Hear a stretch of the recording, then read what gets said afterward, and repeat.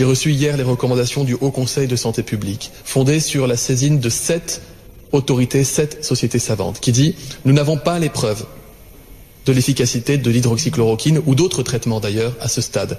Nous devons obtenir le laissez-passer A38.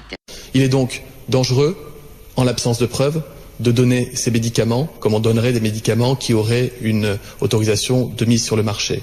En revanche, le Haut Conseil considère que si, en collégialité, des médecins décidaient que sur des malades graves, en l'absence de traitement, avec des complications pulmonaires sévères, ils estimaient en leur âme et conscience qu'ils pouvaient donner ce type de traitement, eh bien, il fallait leur permettre, et c'est ce que j'ai autorisé. Vous voyez qu'il n'y a pas de raison de s'énerver.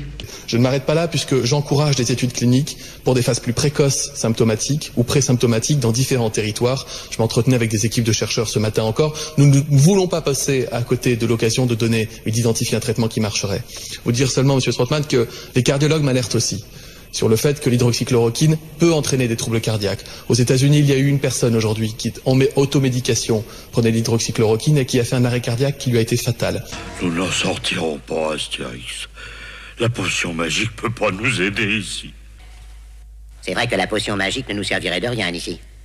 Encore une fois, oui à l'innovation, oui à la recherche effrénée, sans limite de traitement, de vaccins, par tous les moyens possibles, mais dans le respect des données de la science et dans le respect de la sécurité et de la santé des patients, parce que les Français ont le droit à cette sécurité, comme ils ont toujours le droit à la sécurité sanitaire en tout temps pour toute épidémie. Donc l'usage hospitalier réservé à des situations particulières aujourd'hui et demain, si nous avons des données